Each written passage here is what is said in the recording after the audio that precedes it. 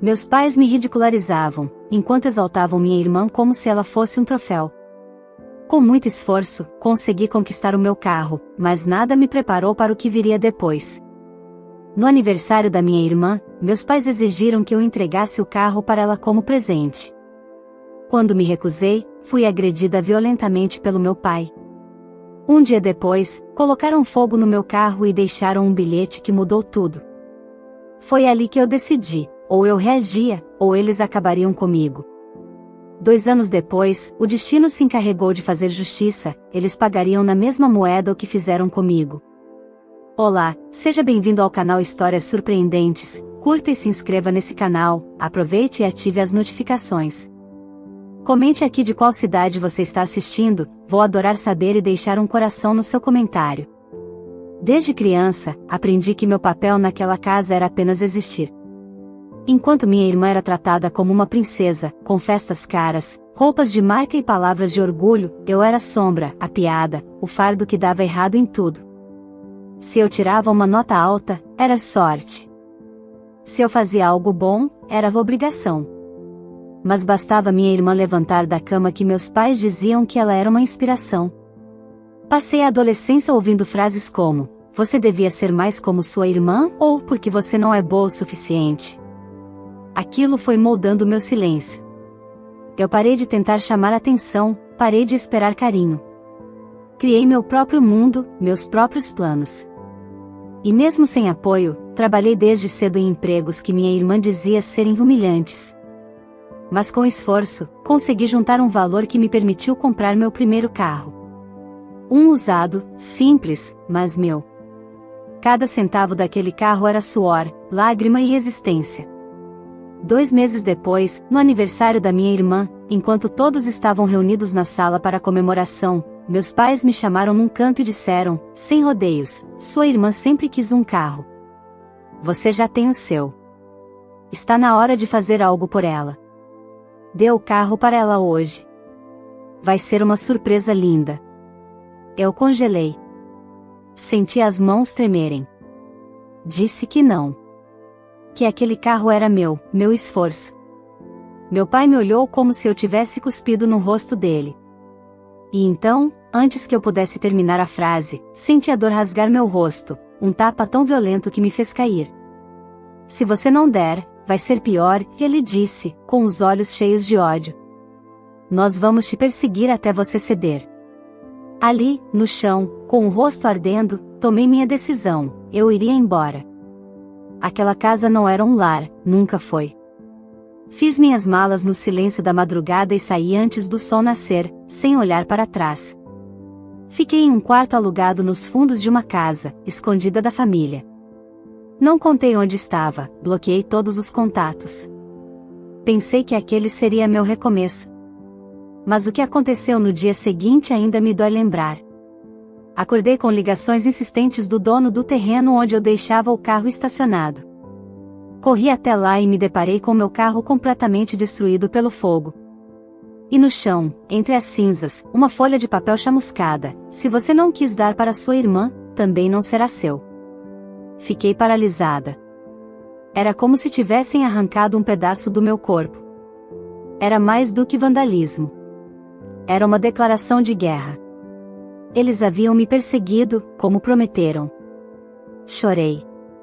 Chorei como nunca. Mas algo dentro de mim também se rompeu naquele dia. O medo que sempre me travava virou raiva. Uma raiva que me empurrou para frente. Eu jurei para mim mesma: nunca mais serei fraca. Nunca mais vou me calar. Aquela família, que destruiu tudo que eu construí, ainda provaria do mesmo gosto amargo da perda. 2 anos se passaram. Nesse tempo, lutei cada dia como se fosse o último.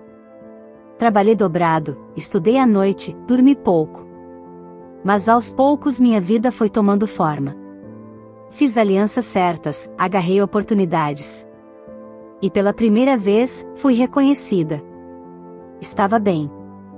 Estável. E o mais importante, livre.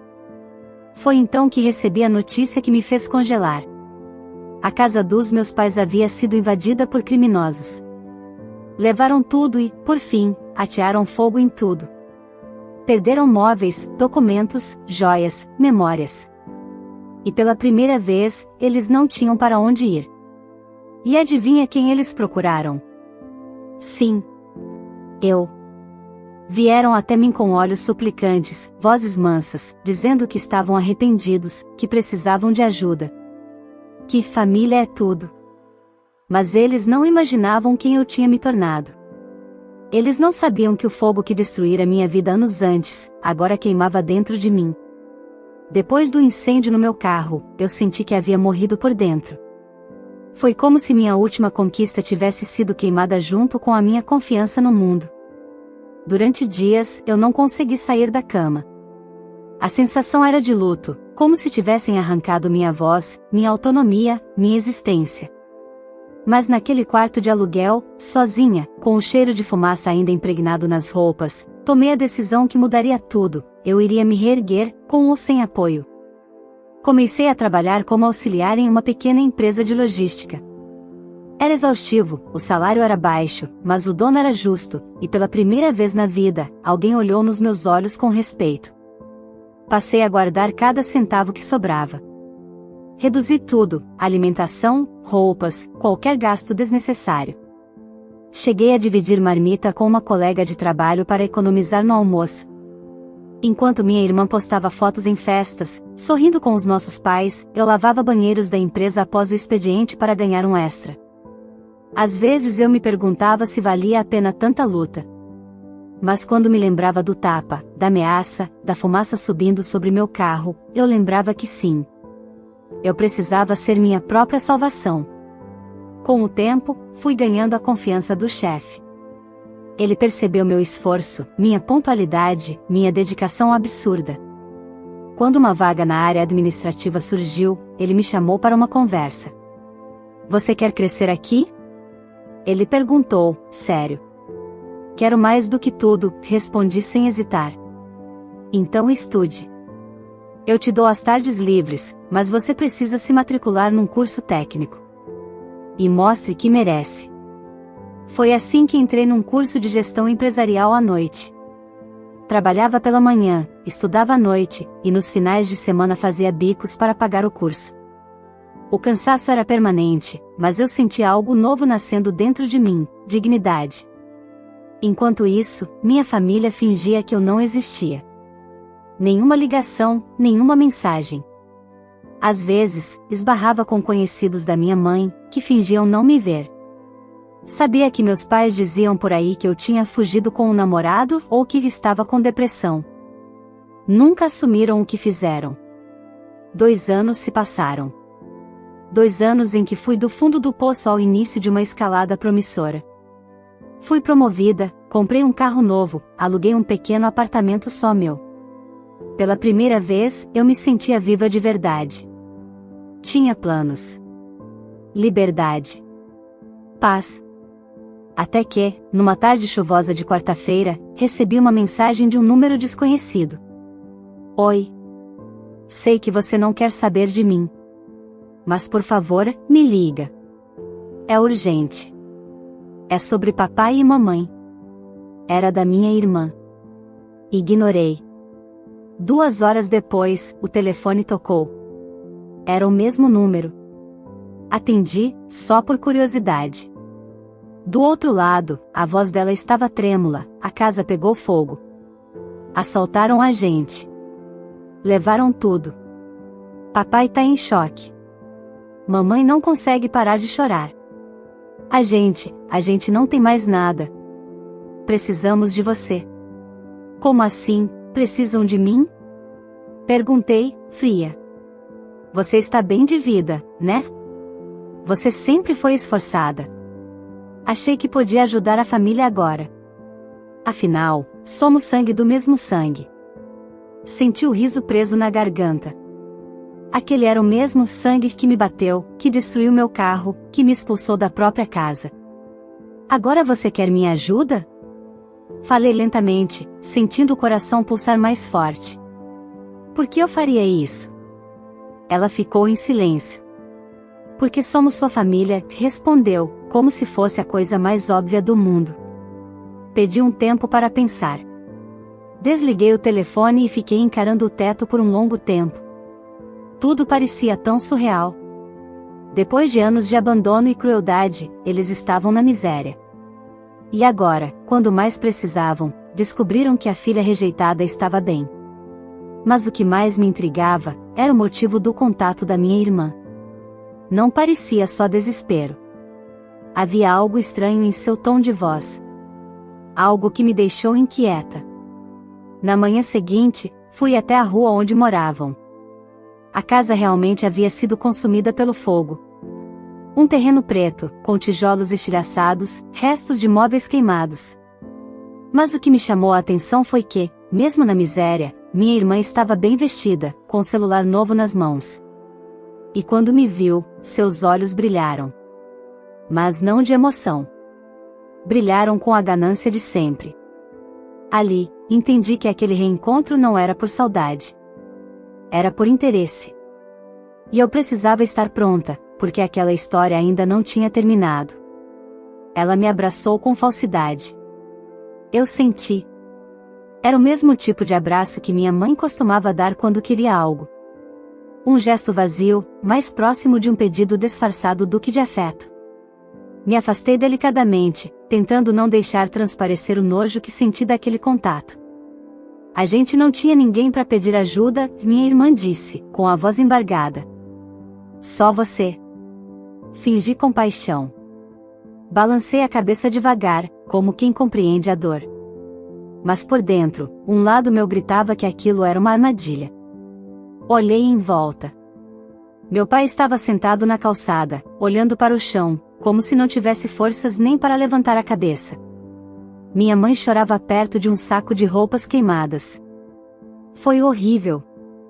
Eles invadiram tudo. Nos amarraram, ameaçaram. Depois colocaram fogo, minha mãe contou, tentando parecer frágil. A polícia não resolve nada. Não temos mais casa. Nem dinheiro. Nada, e o seguro? Perguntei, já sabendo a resposta. Estava vencido, meu pai murmurou, com vergonha. Eu achava que não precisava renovar. Ficamos em silêncio.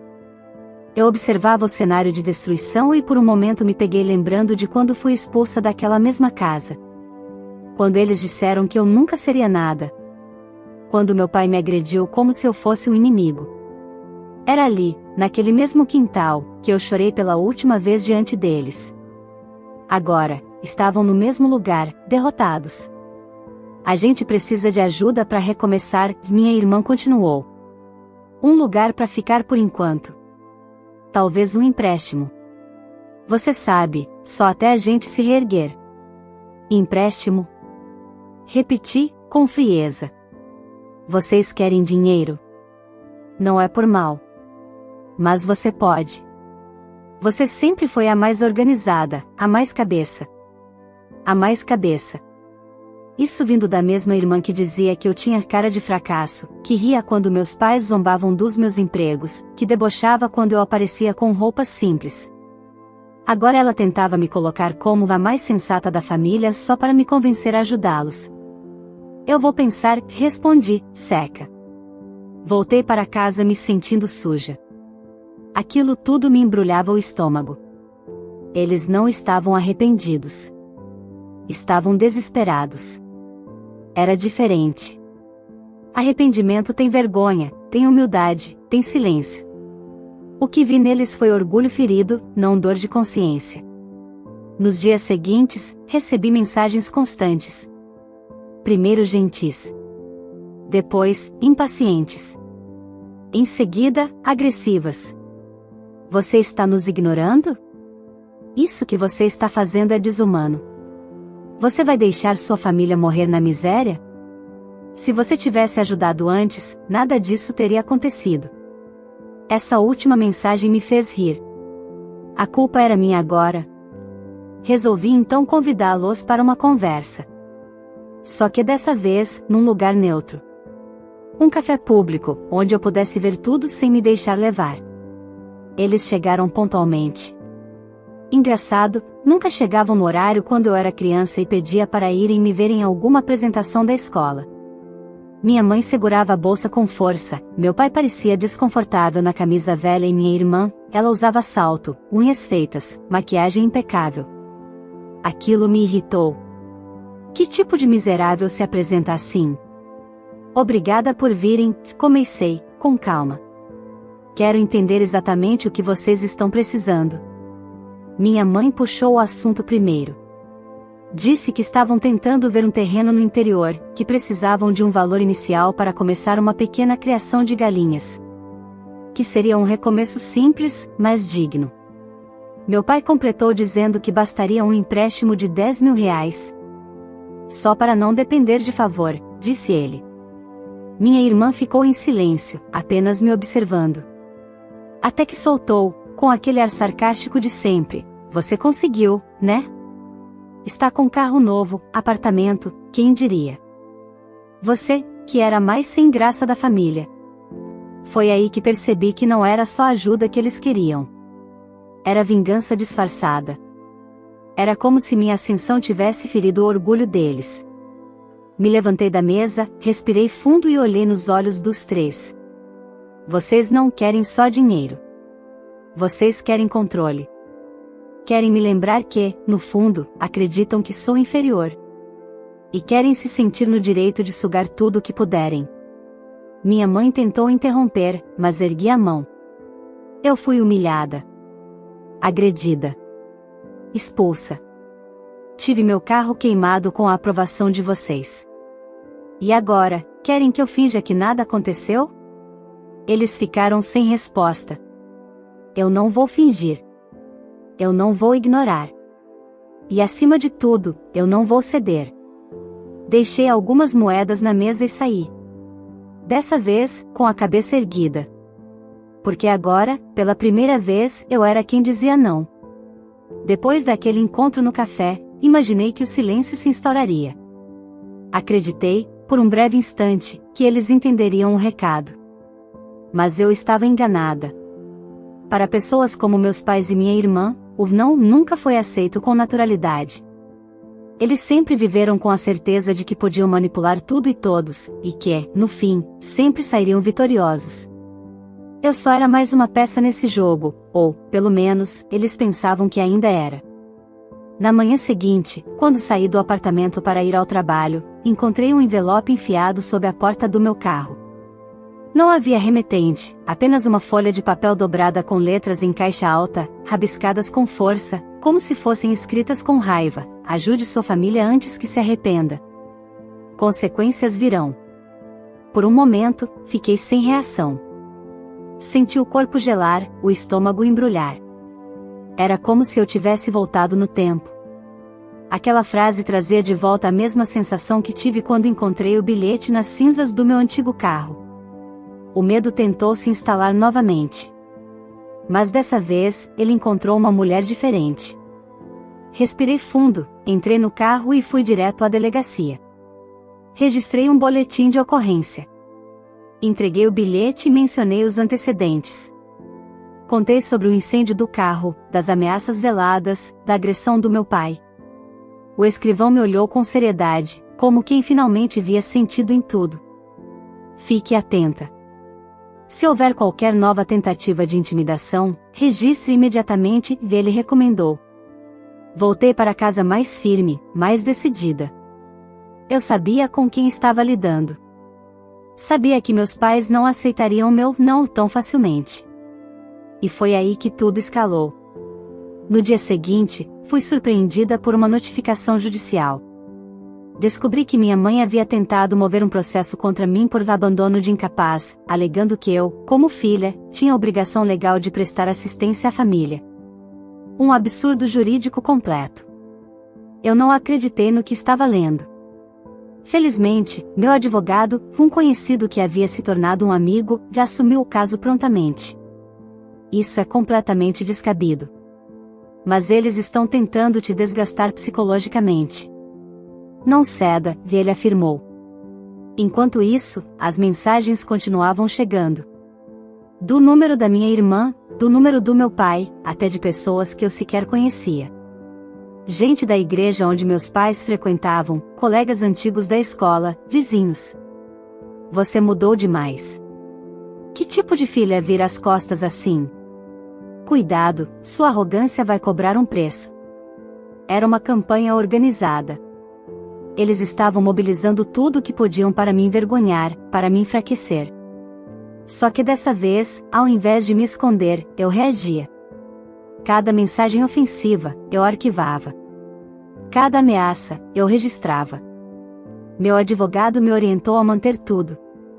Vai ser útil, ele dizia. Eles estão cavando a própria cova. E então, como num ato final de desespero, vieram até meu local de trabalho. Minha irmã entrou na recepção com a mesma altivez de sempre, como se fosse dona do lugar. Pediu para falar comigo. Recusei. Mas ela insistiu. E foi na porta da empresa, do lado de fora, que ela despejou sua verdadeira face. Você vai se arrepender de negar ajuda, ela cuspiu, com os olhos brilhando de raiva. Meus pais te deram a vida. Te deram um teto. Tudo que você é deve a eles. Você não é nada sozinha. Nunca foi. E se acha que pode nos humilhar, você vai ver o que é dor de verdade. Isso é uma ameaça? Perguntei, calma. Ela hesitou por um segundo. Mas então respondeu, é um aviso. 2 dias depois, alguém invadiu a garagem do meu prédio. Arranharam meu carro novo, cortaram os pneus. O síndico me chamou no fim da tarde, alarmado. Disse que as câmeras não tinham captado rostos, mas mostravam uma figura feminina entrando e saindo com capuz. Isso é pessoal, ele disse. Você sabe quem foi? Sabia. Eu sabia muito bem. Mas dessa vez, eu não chorei. Não me escondi. Eu reuni todas as provas, levei tudo até a delegacia. Reforcei o processo. Pedi uma medida protetiva. E mais, autorizei meu advogado a iniciar um processo por dano moral, ameaça e tentativa de extorsão. Agora, não era mais eu quem estava sendo perseguida. Era eu quem dava as cartas. Quando a notificação chegou às mãos deles, o jogo virou. Começaram a mandar mensagens de arrependimento. Diziam que estavam confusos, que tinham agido no impulso, que só queriam um recomeço. Mas o mais absurdo veio de meu pai, que me ligou pessoalmente: filha, isso tudo está indo longe demais. A gente é família. Essas coisas se resolvem com conversa. Você não vai mesmo fazer isso com a gente? Suspirei, com uma calma que nunca imaginei ter diante dele. Eu só estou colhendo o que vocês plantaram. E desliguei. Aquela ligação selou o destino deles. Porque ali, eu soube que, pela primeira vez, eles estavam começando a sentir o gosto do medo. Desde a abertura do processo, minha vida se tornou uma sucessão de idas e vindas ao fórum, delegacia, reuniões com advogado e estratégias de proteção. Eu sabia que não seria fácil. Sabia que estava lidando com pessoas que nunca aceitaram um não, e muito menos da filha que eles aprenderam a desprezar. Mas o que eles não sabiam era que a garota submissa de antes já não existia. Agora, era uma mulher com recursos, força e, principalmente, justiça ao seu lado. Porém, para minha família, tudo aquilo ainda parecia um teatro. Eles não acreditavam que as consequências seriam reais. Na cabeça deles, tudo era reversível. Que bastava um pedido dramático, uma encenação de arrependimento, e eu voltaria ao papel de filha obediente e emocionalmente subjugada. Era impressionante como se recusava a enxergar a realidade. Ela não vai ter coragem de levar esse processo até o fim, minha irmã disse para uma vizinha, que repassou o comentário sem saber que eu ouviria. Ela é só orgulho passageiro. Uma hora vai se cansar. O orgulho deles era tão cego que não perceberam que, dessa vez, era diferente. E como toda cegueira leva à imprudência, cometeram o maior erro de todos. Naquela sexta-feira, o dia parecia comum. Cheguei cedo ao trabalho, mergulhei em reuniões, atendi clientes, almocei rapidamente. Não imaginei que, Enquanto eu resolvia contratos dentro da empresa, 3 figuras conhecidas rondavam o estacionamento externo, olhando para meu carro como se fosse um prêmio. Segundo a câmera de segurança, tudo começou pouco antes das 15 horas.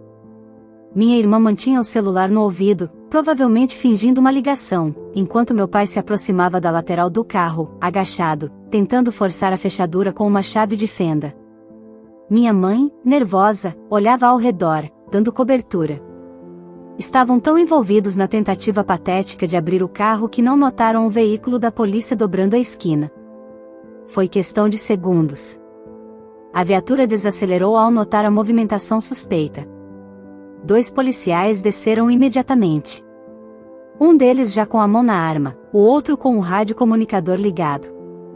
Parados. Larguem o que estiverem segurando. Gritou um deles. Meu pai congelou com a chave de fenda ainda na mão. Minha irmã, pálida, tentou sorrir e levantar as mãos. Minha mãe começou a chorar antes mesmo de dizer qualquer palavra. A gente não tá roubando nada. Minha mãe gritou, desesperada. É o carro da nossa filha. A gente só ia pegar emprestado. Esse carro está no nome de quem? Questionou o policial. Da minha filha. Ela trabalha aqui, nesse prédio. Minha mãe respondeu, nervosa. A movimentação chamou a atenção dos funcionários. Uma pequena aglomeração se formou próximo à entrada. Quando o policial pediu o nome da suposta proprietária, minha irmã respondeu com pressa, Gabriela. Ela é minha irmã. Ela vai confirmar. Foi nesse momento que eu desci do prédio. Já haviam me avisado por mensagem que havia confusão no estacionamento. E quando olhei de longe e vi os 3 cercados pelos policiais, meu coração disparou, não de medo, mas de uma sensação estranha de justiça. Aproximei-me com calma. Todos me olharam ao mesmo tempo. Meus pais pareciam aliviados. Minha mãe sorriu, como se eu fosse ser a salvação. Aí. É ela. Nossa filha. A dona do carro. O policial se virou para mim. Senhorita, conhece essas pessoas? São seus pais? Olhei para os 3. Olhei por longos segundos.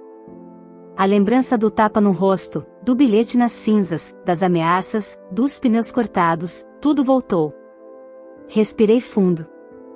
E então disse, não. Não conheço essas pessoas. Nunca os vi antes. Podem levá-los presos. São ladrões. A expressão dos 3 se transformou imediatamente. O rosto do meu pai ficou vermelho de raiva. Minha mãe começou a gritar, como assim você não nos conhece? Sou sua mãe. Sua mãe. A gente só queria pegar o carro emprestado. Cala a boca, mãe. Minha irmã gritou, em desespero. Ela tá blefando. É só orgulho. Ela tá nos humilhando de propósito. Os policiais mantiveram a postura. Um deles já algemava meu pai, enquanto o outro lia os direitos da minha irmã. A senhora tem o direito de permanecer em silêncio. Tudo o que disser poderá ser usado contra você em juízo, eu sou sua mãe. Minha mãe gritava, enquanto era colocada na viatura. Como você tem coragem? Mas eu já não sentia culpa. Já não havia tristeza. Apenas uma paz fria, firme. A mesma paz que se sente quando finalmente se encerra um ciclo de abuso. Voltei para dentro do prédio sob os olhares chocados dos colegas. Alguns sabiam partes da história, outros apenas imaginavam. Mas todos entenderam que aquela mulher ali não aceitava mais ser usada. E meus pais e minha irmã perceberam, enfim, que eu era, de fato, outra pessoa. Que agora, toda ação tinha consequência. E que, pela primeira vez, não era eu quem implorava. Era eu quem decidia. E eles não estavam prontos para isso. Os dias que se seguiram à prisão foram silenciosos. A princípio, achei que me sentiria culpada, mas foi o contrário. Senti alívio. Um tipo de libertação que nunca havia experimentado. Eles finalmente estavam enfrentando, mesmo que por pouco tempo, as consequências das próprias escolhas. A delegacia registrou o flagrante como tentativa de furto qualificado e resistência à abordagem policial. Como eram réus primários, e o advogado que arranjaram era um conhecido antigo da família, conseguiram a liberação provisória após 2 dias, mas saíram com tornozeleira eletrônica e sob medidas cautelares. E, pela primeira vez, eles tiveram que lidar com algo que não podiam controlar, a vergonha pública. A cidade inteira ficou sabendo. Colegas de igreja, vizinhos, conhecidos. Todos comentavam, cochichavam, julgavam. A imagem de família respeitável foi despedaçada. Até mesmo as pessoas que costumavam apoiar meus pais ou exaltar minha irmã passaram a evitá-los. Eles tentaram me contatar de todas as formas. Ligações, cartas deixadas na portaria do meu prédio, mensagens por aplicativos que eu nunca tinha ouvido falar. Mas eu bloqueava tudo. E não era por vingança, era por proteção. Eu não devia nada àquelas pessoas. Elas haviam me machucado, explorado, ameaçado, expulso, destruído o que era meu, e agora que estavam sozinhas, queriam colo. Não. Meu coração já tinha cicatrizado demais para abrir feridas antigas. O processo seguiu. O juiz analisou as imagens, os bilhetes, os boletins de ocorrência, os laudos da perícia do carro anterior e os depoimentos.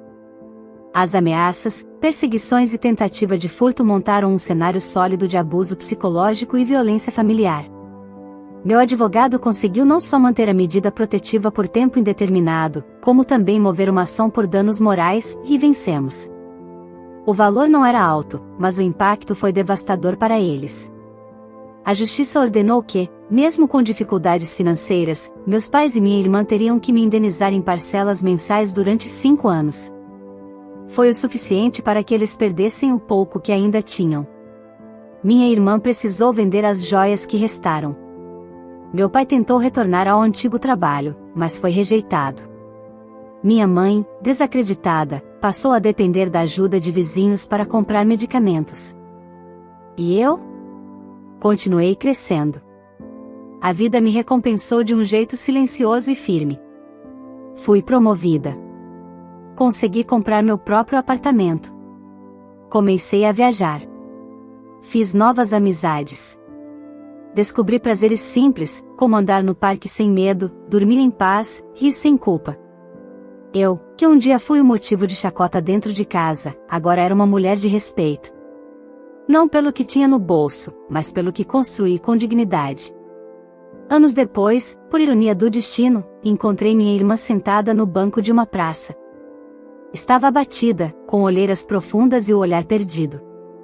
Ela me reconheceu na hora. Se levantou rápido, como se ainda tivesse a esperança de mudar tudo com um discurso ensaiado. Você tem 1 minuto? Olhei ao redor. Estava com tempo. E, pela primeira vez, curiosa para ouvir. Eu vim pedir perdão, ela disse, baixando os olhos. Perdão por tudo. Eu fui horrível. Fui cruel. Egoísta. E agora, pago por tudo isso. A vida virou do avesso. A gente perdeu tudo. E eu perdi a chance de ter uma irmã de verdade. Fiquei em silêncio por alguns segundos. Você não perdeu por acaso. Perdeu porque quis. Porque zombou, porque permitiu, porque agiu. E agora sente falta daquilo que você mesma destruiu. Eu sei, que ela murmurou. Mas eu precisava dizer. Está dito, respondi. Agora siga em frente. Como eu segui. Ela concordou, envergonhada. Virou-se devagar e foi embora. Ali, naquela praça, entendi que minha vitória não estava no dinheiro, nem nas conquistas materiais. Estava no fato de que eu sobrevivi. De que, mesmo sozinha, sem apoio, sem carinho, eu consegui me reerguer. E mais do que isso, consegui me manter firme sem precisar me tornar igual a eles. E meus pais? Nunca mais os vi. Ouvi dizer que se mudaram para longe, que vivem com dificuldades, que amargam o próprio desprezo. Mas não desejo mal. Apenas distância. Não carrego mágoas, carrego memória. E essa memória me lembra todos os dias que eu fui a filha rejeitada, humilhada, abandonada. Mas também me lembra que eu sou a mulher que venceu. E que nenhum fogo, nenhuma ameaça, nenhum tapa foi capaz de apagar a chama que ardia dentro de mim. No final das contas, meus pais e minha irmã colheram exatamente o que plantaram. E eu?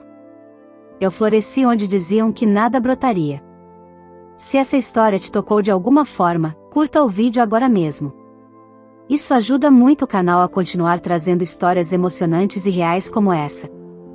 Não se esqueça de se inscrever e ativar o sininho para não perder nenhuma das próximas histórias que vão te surpreender do início ao fim. Compartilhe esse vídeo com seus amigos, familiares e principalmente com alguém que precisa ouvir essa mensagem de força e superação. E me conta aqui nos comentários, você teria a coragem de fazer o mesmo que essa filha fez? Teria força para se afastar e se reerguer depois de tanta dor? Quero muito saber sua opinião. Ah, e me diga também de qual cidade você está assistindo esse vídeo. Vou adorar conhecer cada um de vocês e deixar um coração especial no seu comentário. Sua participação é muito importante aqui no canal. Vamos juntos crescer essa comunidade de pessoas fortes, inspiradoras e que não têm medo de lutar pela própria dignidade.